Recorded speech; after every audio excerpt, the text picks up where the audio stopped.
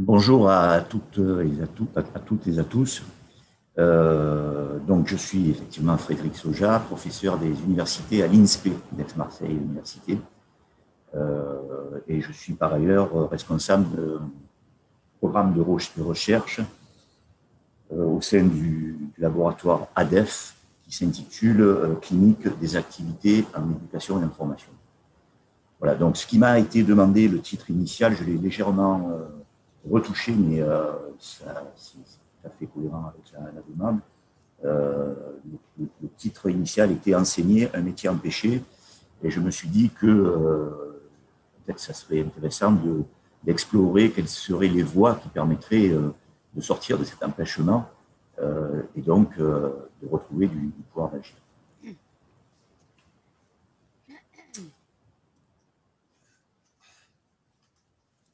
Alors, juste pour préciser un petit peu quand même d'où je parle, hein, le cadre qui est le mien, effectivement, je vais aborder la question de l'activité de travail, notamment de travail, de l'activité enseignante, à partir de ce qu'on pourrait appeler les ergodisciplines, c'est-à-dire un ensemble de disciplines à la fois d'ailleurs de recherche et d'action, de connaissance et d'action, comme l'ergonomie, la psychodynamique du travail avec le jour, la clinique de l'activité avec l'eau, l'ergologie avec Schwartz, etc., en essayant de mobiliser le capital commun de ces disciplines euh, pour essayer de mieux identifier ce que c'est l'activité, comment elle peut se développer, comment elle peut se retrouver empêchée, mais comment elle peut aussi se développer.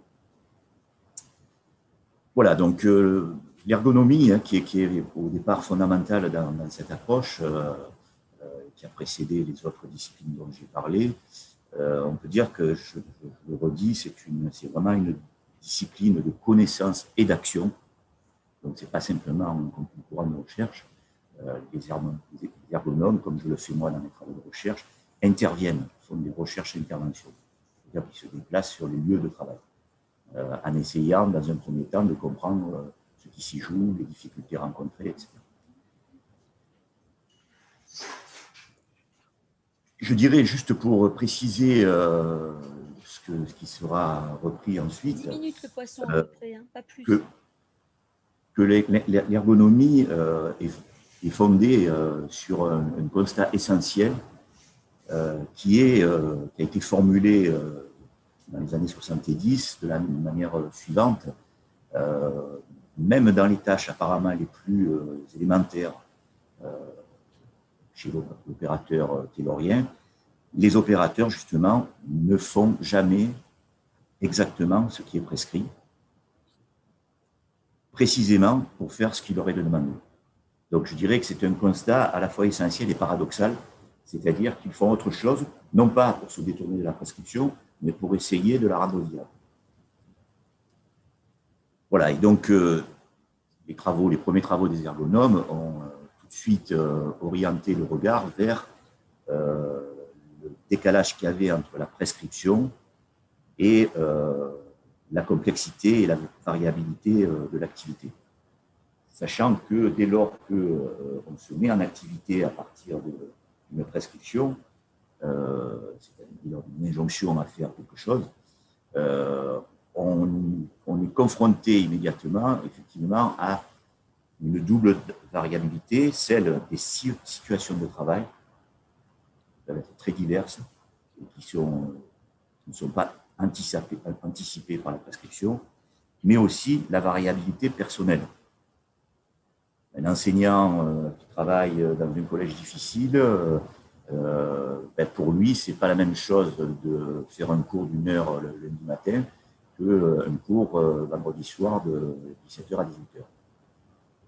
Parce que l'impact que ça va avoir sur lui sera totalement différent. Voilà, donc il y a cette idée que l'activité est à la fois ce que font les gens, mais aussi, et de plus en plus, ce qu'ils n'arrivent plus à faire. Ce qu'on qualifie justement d'activité empêchée. Donc on pourrait dire aussi, autre formulation, L'activité, c'est à la fois ce qui occupe les gens, mais ce par quoi ils sont occupés.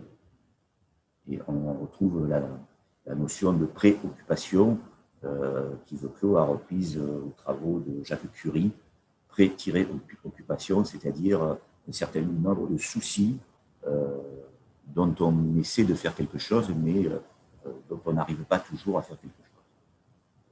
Voilà, donc ça c'était un petit préambule.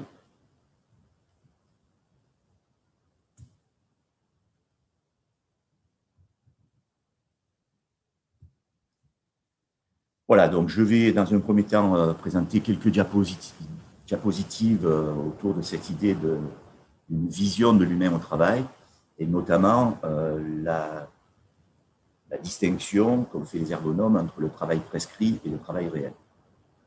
Mais je vais le faire de manière contextualisée, je dirais, en reprenant les mots d'un ouvrier ajusteur qui, dans une enquête qu'avait menée de Schwartz, qui a donné lieu à un ouvrage qui s'appelle Connaissance et expérience du travail, ou l'inverse, expérience du travail et connaissance du travail,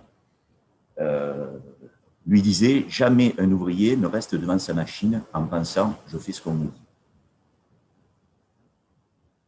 Et ces mots de cet ouvrier ajusteur sont dans le même livre de Schwartz, commenté par Georges Canguilhem, qui écrit « Faire à quelque distance de ce qu'il est prescrit de faire, c'est à la lettre faire usage de soi ». Et cette notion qui est au cœur de l'ergologie, qui a été forgée par Yves Schwartz, elle est intéressante parce que finalement, travailler, c'est se poser la question de comment user de soi pour faire face aux multiples défis posés par les situations professionnelles.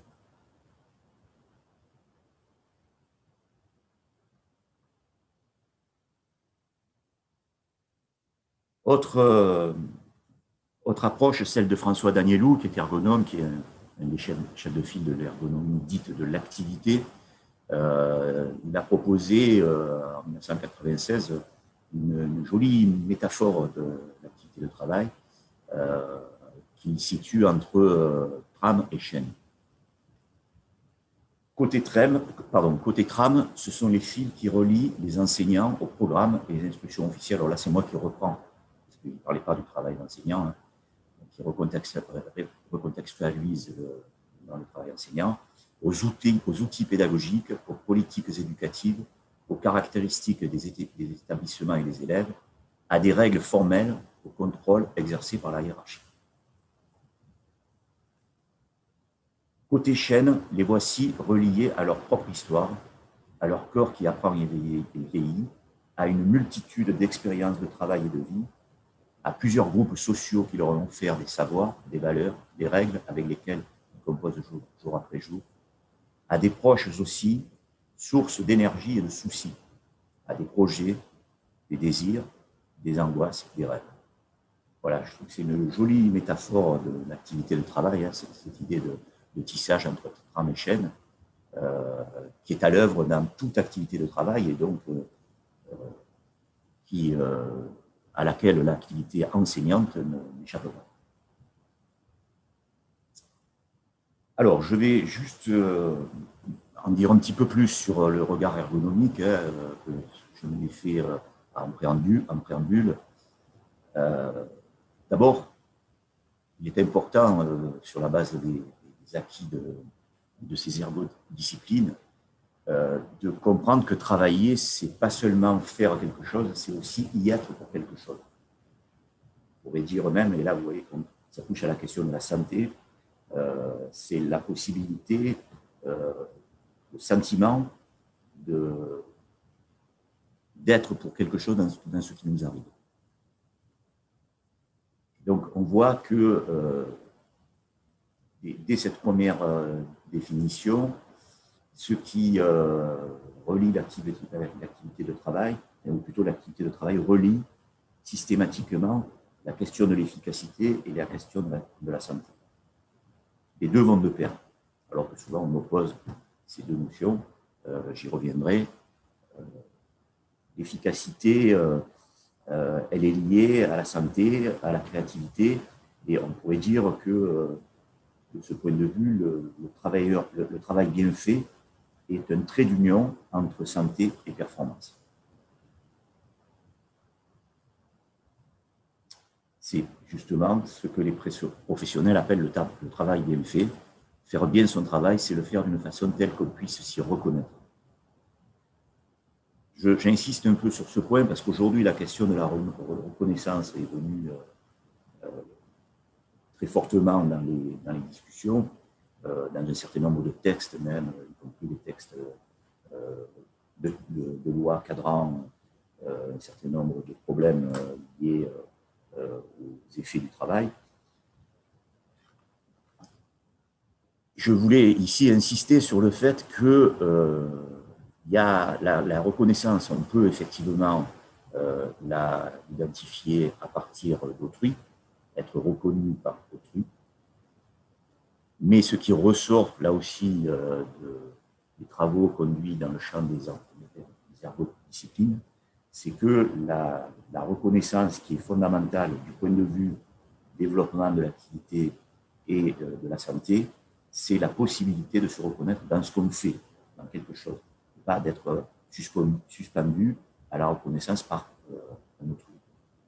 Alors ça ne veut pas dire que la reconnaissance par autrui n'est pas importante, y compris d'ailleurs quand autrui est un IEN, par exemple. C'est très important qu'un IEN puisse dire contribuer à la marche de la maison. Mais ce que montrent tous les travaux de manière très convergente, aussi bien en ergonomie, en clinique d'activité en particulier, c'est que cette question de se reconnaître dans ce qu'on fait est absolument essentielle pour pouvoir continuer à travailler en santé. Quand on n'arrive plus à se reconnaître dans ce qu'on fait, ben, c'est une forme de mise en danger de la santé. Autre référence, toujours à Danielou, cette fois, travailler, c'est également mettre en débat une diversité de sources de prescription. J'y reviendrai parce qu'il y a les prescriptions descendantes, celles qui viennent de l'organisation du travail, du ministère de l'Éducation nationale, etc., avec une cascade de prescriptions intermédiaires pour arriver jusqu'à la circonscription, par exemple. Donc, une diversité de sources de prescription, des prescriptions descendantes, mais aussi ce que les ergonomes appellent des prescriptions remontantes, c'est-à-dire cette fois des prescriptions qui viennent de l'objet du travail. Pour les enseignants, les élèves, dont on sait qu'ils ont beaucoup changé depuis quelques années, aussi bien du point de vue de leur comportement que du point de vue de leur rapport au savoir, par exemple.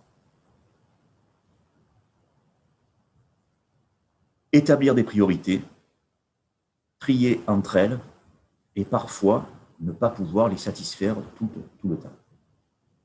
Voilà, là aussi, une définition du travail qui me paraît très intéressante parce qu'elle met en évidence le fait que travailler, c'est toujours forcément arbitrer, opter, faire des choix et donc renoncer à d'autres choix possibles.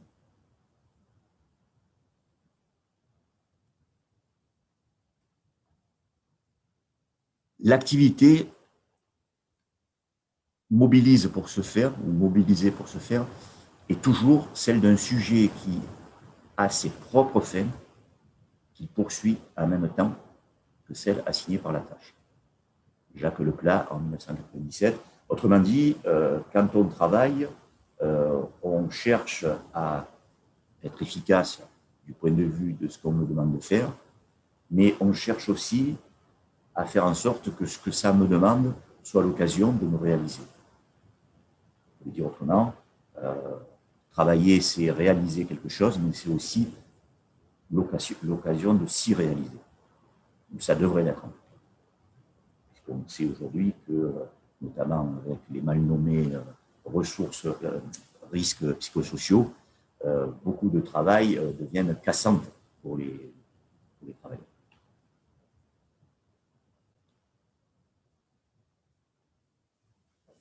Autre point, la qualité du travail est multicritère. Et du coup, elle est source de conflits et de dilemmes. Elle est multicritère et c'est particulièrement vrai dans les activités dites de service, dont l'enseignement fait partie, mais on peut penser aussi aux soins, aux guichets, etc. D'ailleurs, activités de service qui ont fait l'objet d'une modernisation dont les effets sont aujourd'hui bien documentés par les ergonomes, avec des effets à la fois sur les travailleurs, sur les bénéficiaires, sur la qualité du travail, etc. De nouveaux managements publics auxquels l'école n'a pas échappé, mais aussi parce qu'on est sur des activités qui ont une caractéristique particulière, parce que contrairement à ce qu'on peut voir dans notre métier, on n'a pas de niveau à bulle ni de fil à plomb pour savoir ce que c'est qu'un travail de qualité. Et ça, c'est un problème qui est partagé dans toutes les activités de service. Et donc, ces activités-là, qui taraudent tout le temps sur qu'est-ce que ça veut dire faire du travail de qualité, sachant qu'on n'a pas, comme dans notre métier, les canons qui permettent de l'évaluer, c'est une activité qui est toujours prenante pour ceux qui l'exercent, qui pose des problèmes de conscience, qui pose plus largement la question fondamentale qui est qu'est-ce que ça veut dire faire du beau travail aujourd'hui quand on est enseignant.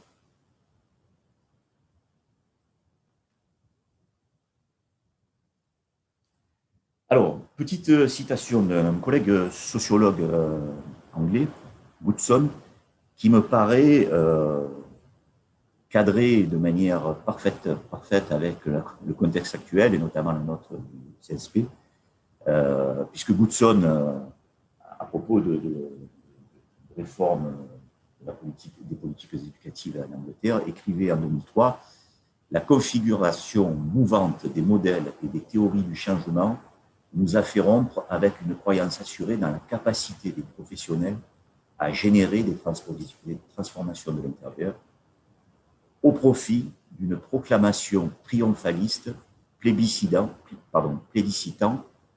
une réforme imposée de manière exogène. » On est en plein là-dedans aujourd'hui, et depuis quelques années maintenant, avec effectivement cette idée que, j'y reviendrai, les prescriptions qui sont adressées aux enseignants le font en les tenant en dehors des discussions sur ces prescriptions.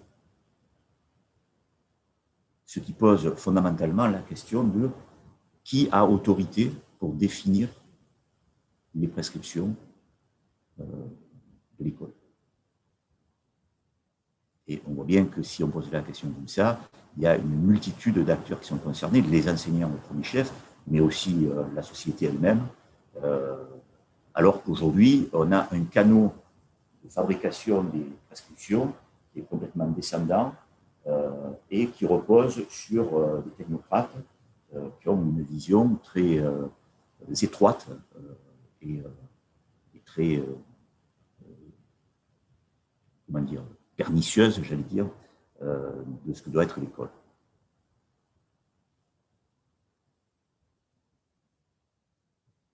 Alors, cette fois, une diapo pour faire un rapide tour d'horizon des difficultés auxquelles a affaire l'école et ont affaire l'école et les enseignants. D'abord, le principe d'éducabilité, le postulat d'éducabilité qui est fondamental, est souvent mis à mal dans certaines classes. Et là aussi, c'est assez torturant pour la conscience, puisqu'il est au fond même du métier, hein, ce postulat. Et il n'est pas rare dans les interventions que je conduis que des enseignants se posent ces questions avec beaucoup de gravité, c'est-à-dire est-ce que finalement, est-ce que cet élève-là, on va arriver à en faire quelque chose? Alors souvent sous des formes de mécanismes de défense, mais ça signale effectivement des difficultés réelles à faire entrer dans les apprentissages un certain nombre d'élèves. Les problèmes d'hétérogénéité, les disciplines, les résistances à apprendre, ce qu'on appelle la grande difficulté scolaire, etc. Autrement dit, une transformation du public scolaire qui finalement met la génération actuelle d'enseignants dans des problèmes, des dilemmes que les générations antérieures n'avaient pas connus. Ça, je crois qu'il faut vraiment le mesurer parce que du coup, ça signifie que pour aborder ces nouveaux problèmes, il faut pouvoir refabriquer du genre professionnel. Notion sur laquelle je reviendrai, c'est-à-dire des manières de penser et d'agir qui permettraient de digérer ces prescriptions à la fois descendantes, mais aussi de ces prescriptions remontantes, celles qui viennent de l'objet du travail, c'est-à-dire des élèves.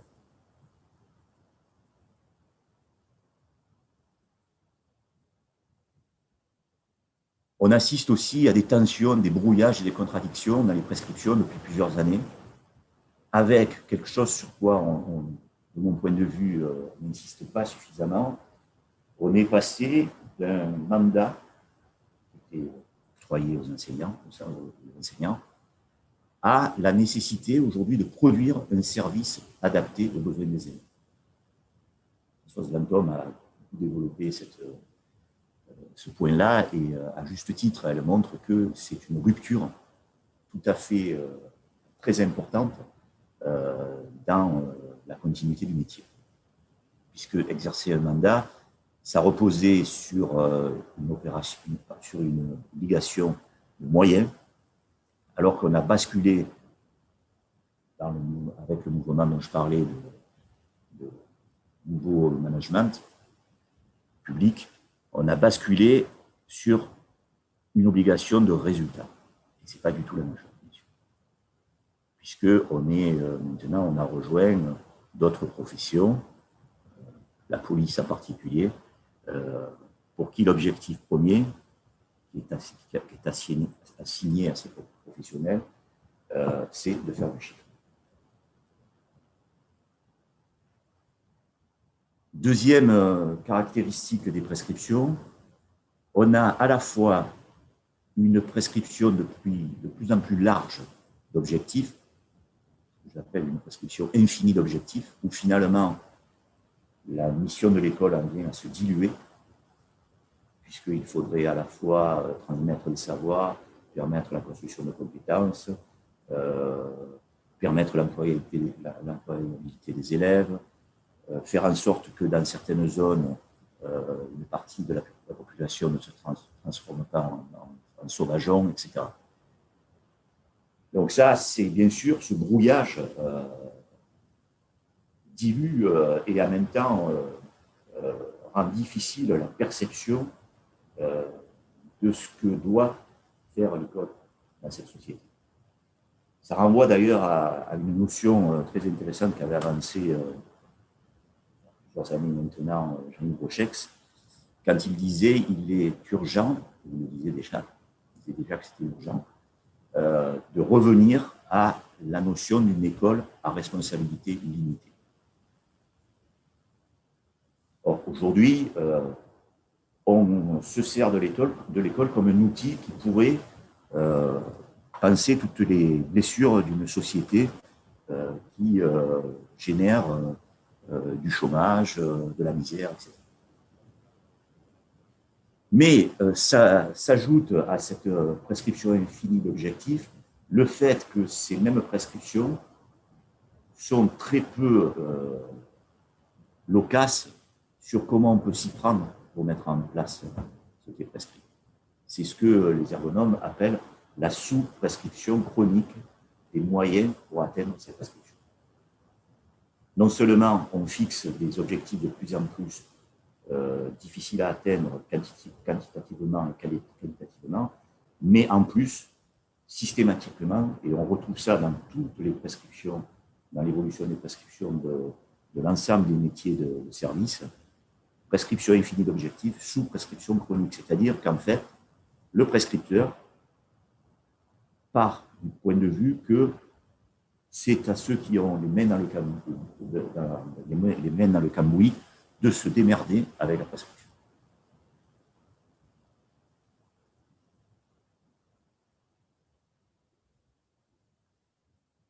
Voilà, on retrouve un certain nombre de choses intéressantes aussi dans les travaux de Marois, qui a fait une revue de littérature dans la revue française de pédagogie, où il montre que, et vous voyez que ça date de 2006 et ça doit d'avoir réduit, puisqu'il mettait en avant l'instabilité, la complexité et l'incertitude croissante des situations professionnelles. Autre caractéristique, on prend de plus en plus sur soi lorsqu'on est enseignant aujourd'hui. Il y a des formes de surengagement avec des épreuves dans le quotidien du travail qui peuvent, soit lorsqu'on continue à parvenir à avoir le sentiment qu'on est quelque chose dans ce qui nous arrive, qui génère une bonne fatigue, celle qui permet de bien dormir la nuit, parce qu'on a le sentiment d'avoir fait du bon boulot, mais qui génère malheureusement de plus en plus une autre forme de fatigue qu'on peut qualifier de mauvaise fatigue, c'est-à-dire cette fatigue qui est justement liée au travail ravalé, au travail empêché, aux situations dans lesquelles on n'a pas réussi à faire ce qu'on aurait voulu faire. Voilà, toutes ces formes d'activités non réalisées ou non réalisables pèsent fortement sur le psychisme des travailleurs et des enseignants. Et c'est de la mauvaise fatigue parce que c'est celle qui va réveiller la nuit.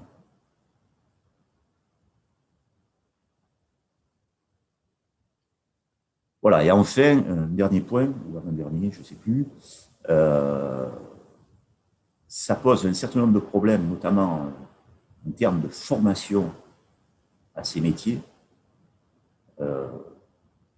puisque ce sont des métiers dont les contours se cherchent et dont la définition fait débat, ou plutôt, devrais-je dire, où la définition devrait faire débat, puisque on peut constater qu'un des problèmes que rencontrent les enseignants aujourd'hui, c'est que justement, il n'y a pas suffisamment de débat sur les évolutions du métier. Voilà, il y avait un dernier point que j'ai évoqué tout à l'heure, cette idée que le métier, d'une certaine manière, est pris en étau entre des prescriptions descendantes, celles qui viennent de l'organisation du travail, avec une cascade de prescriptions, de relais de la prescription, que sont par exemple l'école primaire et les circonscriptions, via l'académie, etc. Mais aussi des prescriptions remontantes, c'est-à-dire des prescriptions qui sont liées à l'objet du travail. Qu'on retrouve aussi dans les activités de service. Une infirmière qui est en train d'organiser la distribution des médicaments et qui est sonnée par un malade, eh bien, elle va devoir trancher. Soit elle arrête sa distribution au risque de faire des erreurs, soit elle n'arrête pas et bien sûr elle laisse pour quelques minutes le patient dans des conditions qui peuvent être dangereuses. Donc ça, c'est une prescription. Un malade qui sonne l'infirmière, c'est une forme de prescription, parce que ça affecte l'activité. De même qu'un élève qui lève le doigt, c'est une prescription pour l'enseignant. D'ailleurs, la question se pose de savoir si je lui réponds ou pas, si je fais comme je ne l'avais pas vu, etc. Parce que ça affecte l'activité. Donc c'est cet élargissement des prescriptions que proposent certains ergonomes, dont François Danielou, que je trouve moi très intéressante, évite de circonscrire la prescription à ce qui vient d'en haut. Ça peut venir aussi de l'objet du travail. qui exercent une forme de prescription parce que, encore une fois, ça affecte l'activité du travail. Alors, j'ai mentionné ici juste quelques résultats d'un sondage qui avait été fait par le SMUIPP en 2015 autour des préoccupations des enseignants. C'est très instructif, donc j'ai retenu trois points, hein, vous allez voir. Le premier point qui interroge beaucoup, c'est que 71% se disaient aussi impuissants ou impuissants dans l'exercice de ce métier. Donc on a là ce qu'on pourrait appeler un cocktail explosif. La fierté tout court, c'est une chose. L'impuissance tout court, ça n'est qu'une autre. Mais les deux ensemble constituent, du point de vue clinique, un cocktail que j'ai qualifié d'explosif parce que, en fait, il révèle un véritable déficit du pouvoir d'agir qui, d'une certaine manière, ne concerne pas seulement le sentiment d'impuissance dans le faire place, mais qui concerne aussi une institution qui ne met pas cette fierté au service de sa propre transformation.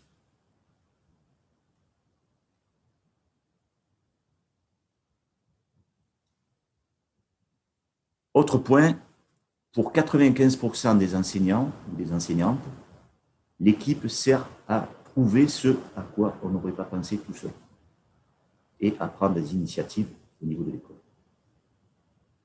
Là aussi, c'est un point sur lequel je reviendrai parce qu'il y a une mise en avant très forte dans ce sondage qui avait été fait à très grande échelle sur le rôle du collectif. Et quand je parle de collectif, je parle bien de collectif de travail et pas seulement de travail collectif. Dans les écoles, on a une incitation forte par la hiérarchie à travailler en équipe, à mettre en place du travail collectif. Mais ce travail collectif, en fait, sa caractéristique, la plupart du temps, c'est qu'il il travaille autour d'une tâche collective prescrite par l'institution. Alors que ce qu'en ergonomie, à la suite des travaux de Damien Cru, ce qu'on appelle un collectif de travail, c'est une activité collective dans laquelle le collectif va travailler sur une tâche qui n'est pas une tâche prescrite, mais va travailler sur le réel de son travail.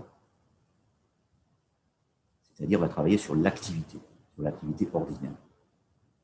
Et vous voyez que ce n'est pas du tout la même chose. Ce n'est pas du tout la même chose de se réunir pour une énième fois faire évoluer le projet d'école que de partir de problèmes professionnels et d'essayer de voir collectivement comment on pourrait se donner de nouvelles règles de métier pour faire face à ces problèmes. Donc, le collectif dont il est question ici, qui est encore une fois très fortement mis en avant dans ce sondage, c'est ce qu'on pourrait appeler la fonction psychologique du collectif. C'est-à-dire, pas seulement le collectif dans lequel je m'inscris, mais le collectif que je vais intérioriser, que je vais mettre en moi, le collectif qui rentre en moi, et qui va me servir, même quand je suis seul dans la classe, qui va me servir de repère, de référence pour agir de manière pertinente.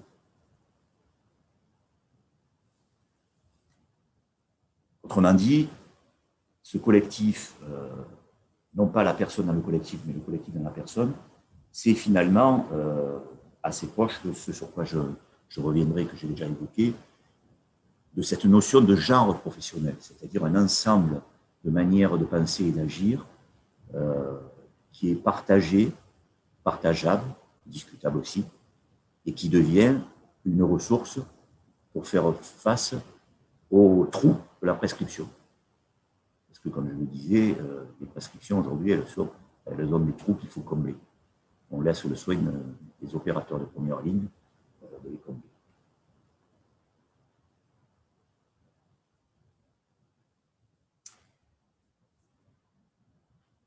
La professionnalisation, qui est un mouvement qui commence, qui a au moins chez nous une quinzaine d'années, qui est beaucoup plus ancien dans les pays anglo-saxons. Au passage, d'ailleurs, une des caractéristiques de la France, c'est qu'on a très souvent un train de retard, parce que justement, les collègues nord-américains, chercheurs, depuis plusieurs années, alertent sur les effets catastrophiques de ce mouvement de professionnalisation, en montrant que ça a fonctionné, notamment en Amérique du Nord, comme un outil, un opérateur de dépossession du métier. Et comme je le disais tout à l'heure, la caractéristique qu'on retrouve chez nous, c'est que ce mouvement de professionnalisation a eu pour conséquence de tenir les enseignants en dehors des débats sur les critères de qualité de leur travail. En posant, comme le dit Françoise Lantôme, en posant qu'il serait possible de changer ce dernier de l'extérieur par la prescription, l'évaluation et la formation. On sait que ça ne marche pas. On sait même que ça affaiblit le métier. Parce que ça contraint finalement les enseignants à utiliser leur intelligence pour gérer dans l'ombre ce que l'organisation officielle ne prend pas en charge, alors qu'on pourrait imaginer, François Danielou, de l'utiliser au grand jour pour améliorer l'organisation. Autrement dit, il y a une expérience enseignante très riche, non capitalisée, et qui se perd à chaque génération parce que cette capitalisation n'est pas organisée. Parce que la remontée de l'expérience vers la prescription, puisque cette remontée pourrait être très utile pour faire évoluer les prescriptions, elle est court-circuitée. Aujourd'hui, dans toutes les activités de travail dans le domaine des services, la caractéristique, c'est qu'on demande à la hiérarchie de faire descendre la prescription, mais surtout de ne pas faire remonter ce qui pourrait se faire sur le terrain. Sauf en termes de chiffres, mais jamais qualitativement. Voilà, et je reviens à ce que je disais dans un texte qu'on a, entre autres, écrit avec Frédéric Saucé et Carole Sèvres. Le cas de l'Amérique du Nord est éclairant à cet égard. Depuis 20 ans, la rhétorique de la professionnalisation légitime de multiples projets de transformation des normes et des cadres structurant autant le travail enseignant que la formation initiale des enseignants.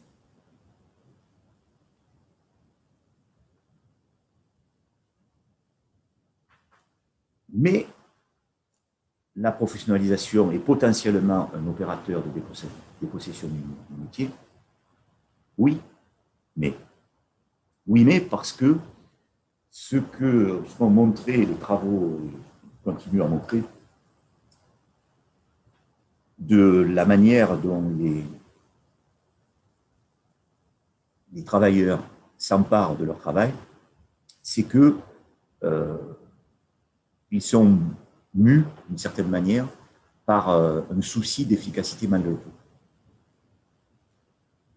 Et c'est là qu'on retrouve la vertu de l'ergonomie qui a mis en avant cette idée qu'il y a une puissance d'insubordination de l'activité qui est à la source d'une créativité ordinaire, souvent invisible et incorporée, même lorsqu'elle est contrariée. Donc il y a, comme le dit Leco, une efficacité malgré tout, qui fait qu'aujourd'hui, si ça ne va pas plus mal, en particulier dans les zones les plus sinistrées de l'école, c'est parce qu'il y a encore des professionnels qui tiennent bon et qui ont la volonté de faire du bon travail, de faire du travail bien fait. Sauf que, et ça c'est effectivement inquiétant, quand on voit le développement que génèrent aujourd'hui les situations de travail en termes de maladies du corps et de l'esprit. Et oui, parce qu'à un moment donné, à force de puiser dans ses réserves, de prendre sur soi, la corde casse et il peut y avoir des bascules dont qu'on connaît aujourd'hui. Hein, quand on regarde les statistiques de la NGEN, on voit bien que cette question de la santé des enseignants, dont on parle très très peu, est une vraie préoccupation.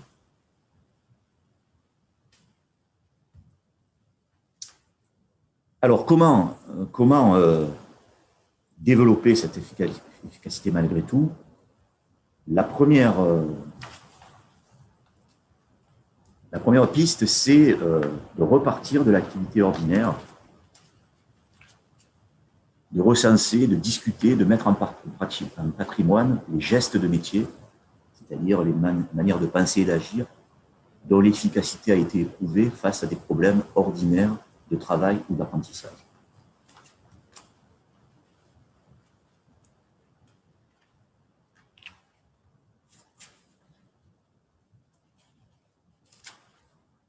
Je suis en train de chercher juste un texte dont je voudrais faire une lecture très, très, très rapide, mais qui me paraît particulièrement... deux textes. Le premier, alors je vais passer. Voilà. La deuxième piste, avant de revenir aux deux textes très courts que je voudrais vous lire, la deuxième piste, ce serait donc la première, c'est de repartir de l'activité ordinaire. Et la deuxième piste, il y en a sans doute d'autres, mais c'est ces deux pistes qui me paraissent vraiment très importantes, c'est de provoquer le développement du métier en organisant la conception d'un usage d'outils ou de dispositifs et en accompagnant la prise en main de ces outils et la manière dont les enseignants peuvent les mettre à leur main. Prise en main, mettre à sa main, c'est les formules qu'utilisent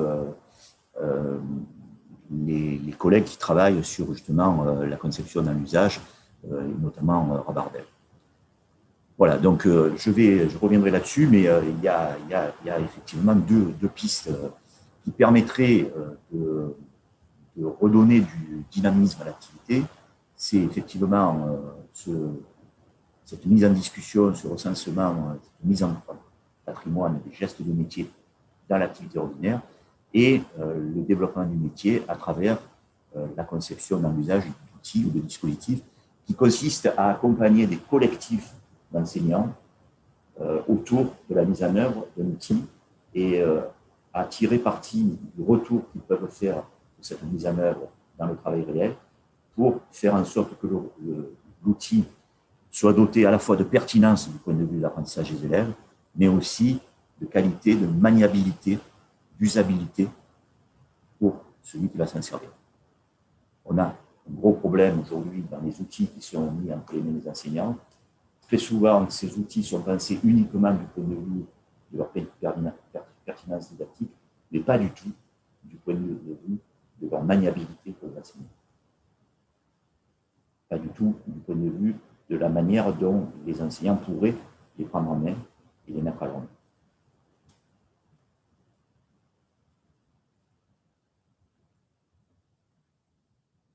Voilà. Donc, le petit focus cette fois sur la notion de métier, sur laquelle j'insiste. Je parle bien de métier enseignant, alors qu'on pourrait penser que cette notion de métier est réservée à des métiers plus anciens, portant sur la matière, etc. Il est très important de maintenir, et ça je rejoins l'insistance de Guido Clos là-dessus, sur la nécessité de maintenir ce terme de métier pour le distinguer justement de la profession. Le métier n'est pas la profession. La profession, on parle du cadre, du statut, du général, alors que les débats sur les problèmes du métier ne tolèrent pas la généralité abstraite.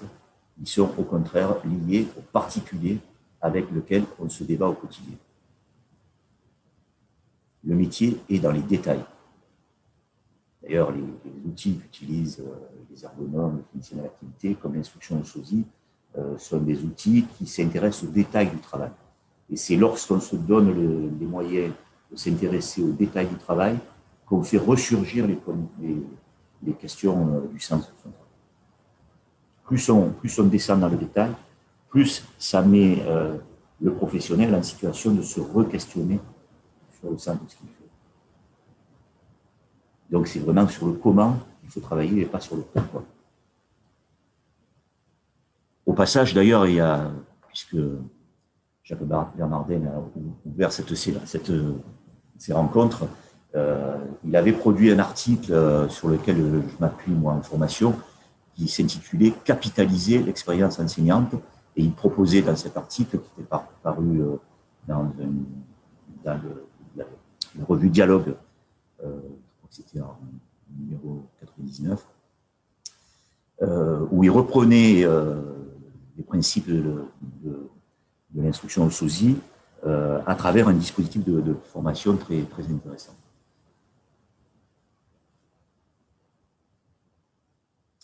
Le métier, c'est aussi un processus historique de construction d'une mémoire transgénérationnelle. Le métier, c'est également le genre et le style, c'est-à-dire ce lien dialectique qui existe entre être du métier et avoir du métier. Le genre, c'est être du métier. C'est ce qui fait que chacun de vous, quand il voit un enseignant à l'heure, est capable de dire en quelques minutes, lui, il est du métier, parce qu'il manifeste dans son activité des attendus qui sont des sous-entendus du métier.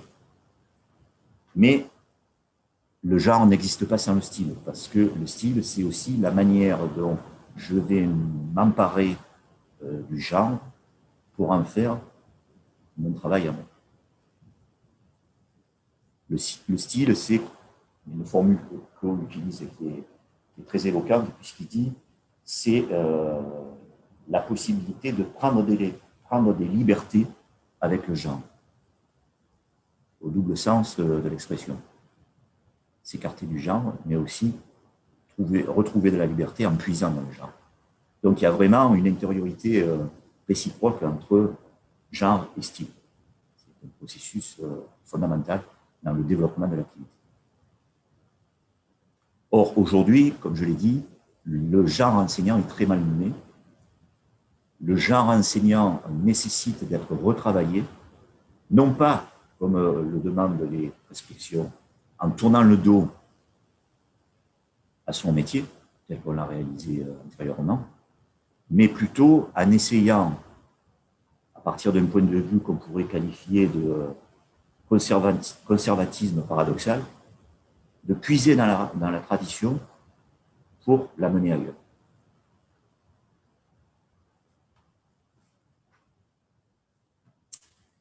Et puis, le métier, c'est aussi, je l'ai déjà évoqué, un collectif qui accueille, qui exige et qui reconnaît. Et en fait, un métier, c'est des espaces pour faire parler le métier à partir de l'analyse des situations, débats, controverses, etc.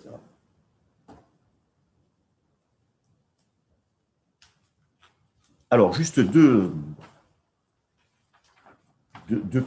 petits, je crois qu'il me reste très peu de temps, je vais essayer d'aller très vite, mais je voulais juste vous signaler, là encore, un article très intéressant, une interview de Anne-Marie Chartier dans la revue Fenêtre sur cours en 2004, qui était intitulée « N'oublions pas la pédagogie ordinaire ».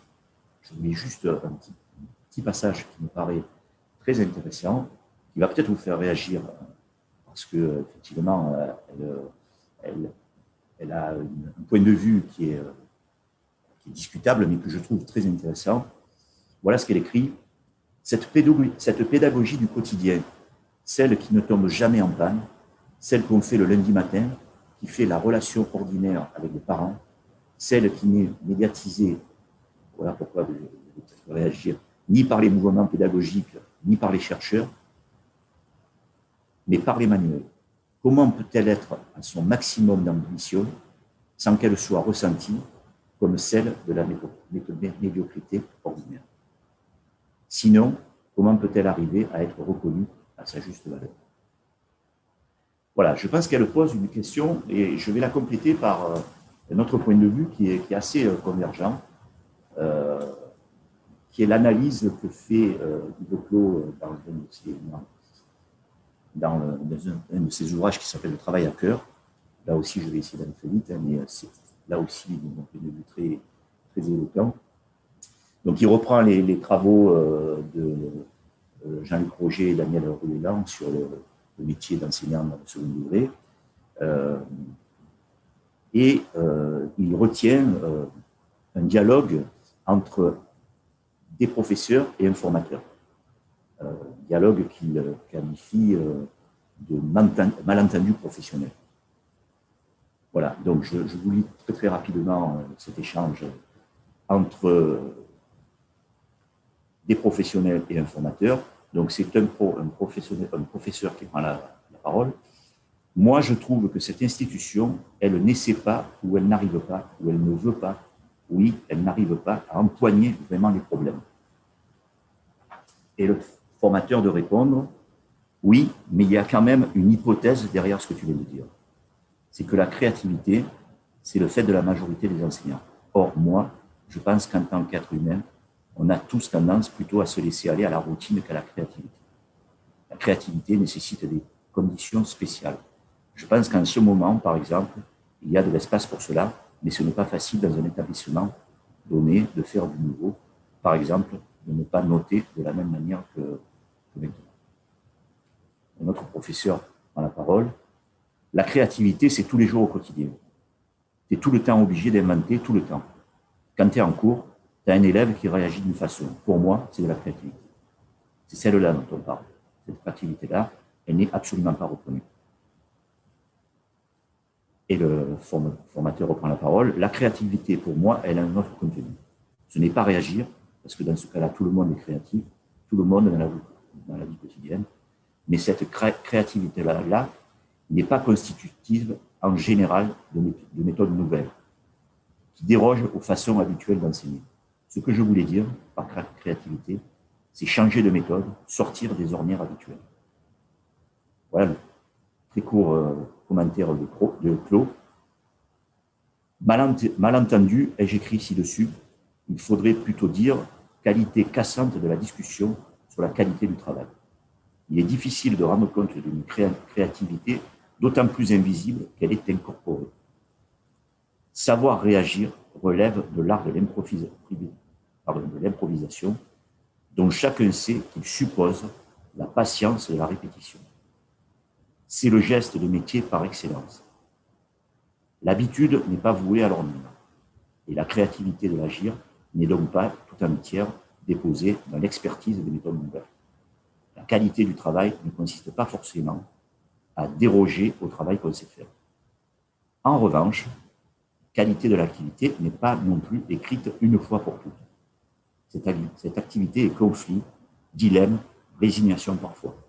Elle a besoin de sortir d'elle-même, de rupture et de méthodes nouvelles pour rester créative. Mais, ajoute Clos, les méthodes nouvelles n'expliquent jamais le développement de l'activité réelle. C'est l'activité réelle qui doit s'expliquer au deux sens du terme avec les méthodes nouvelles. Depuis André Leroi-Gourhan, on sait comment vivent les techniques, on emprunte que ce qu'on était sur le point d'inventer dans les dilemmes où l'on séjourne. Voilà, il me semble qu'il y a là deux points de vue qui, de mon point de vue, si c'est le cas de le dire, mettent en avant cet intérêt de ne pas dénigrer ou de ne pas considérer que l'activité ordinaire est une activité routinière qui ne ferait que répéter un certain nombre de gestes, etc. Parce que justement, quand quand je fais... voilà, je finirai là-dessus. Ces dispositifs, comme celui de l'autoconfrontation, là c'est une jeune enseignante de l'école maternelle qui est confrontée à son travail, sont des dispositifs qui justement ont pour objet de partir, à tous les sens du terme, de l'activité ordinaire. C'est le point de départ pour aller plus loin, pour en sortir. Mais il y a une manière de reconnaissance, en quelque sorte, de cette activité ordinaire pour ce qu'elle permet de réaliser. Mais comme le dit Claude, il ne s'agit pas de considérer que, une fois qu'on a dit ça, on en reste là. Il faut pouvoir, cette activité ordinaire, la mettre en discussion, la corriger, la transformer collectivement pour en faire, je dirais, accroître sa robustesse. Mais ça nécessite un certain regard sur l'activité ordinaire.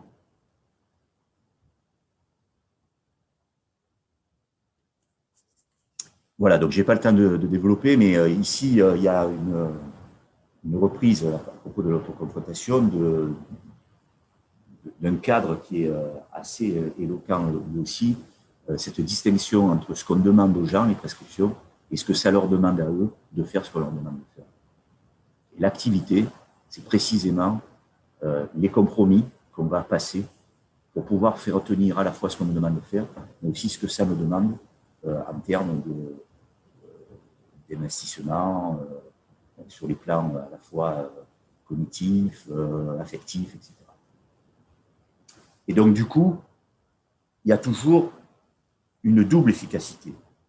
L'efficacité objective qui met en rapport ce qu'on me demande avec les résultats, mais il y a aussi une efficacité subjective qui a à voir avec les effets du travail sur l'opérateur. Voilà, donc je passe sur le reste parce que j'ai plus le temps. Voilà, et je vais juste peut-être finir là-dessus.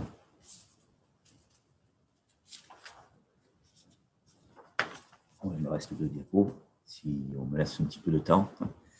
Voilà, donc là, c'est juste une mise en forme des 4 dimensions qui constituent l'architecture du métier. La dimension personnelle, mon activité à moi, la dimension interpersonnelle, celle que je partage avec autrui, la dimension impersonnelle, c'est-à-dire les prescriptions, le travail prescrit, et le genre professionnel, c'est-à-dire la dimension transpersonnelle.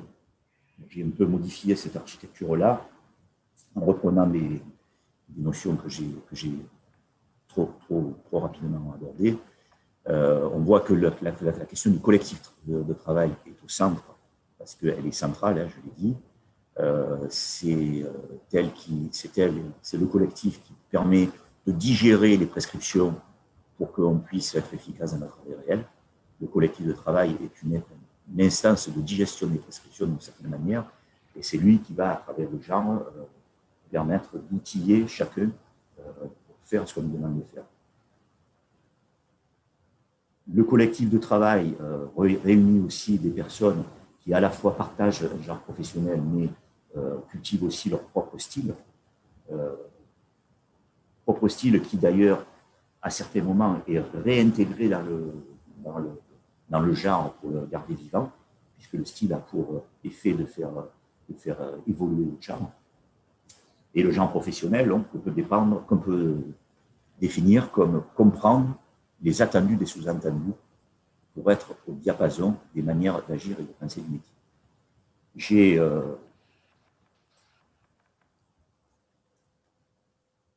Je voudrais insister là, sur la base de mes travaux de recherche, enfin, des interventions de recherche que j'ai connues, qu'il y a aujourd'hui effectivement un vrai problème qui est celui de se donner les moyens de refabriquer du genre professionnel quand on est enseignant. Je n'ai pas le temps de développer, mais c'est un problème auquel on est confronté dans toutes les interventions qu'on réalise. Voilà, donc je vais passer là-dessus, simplement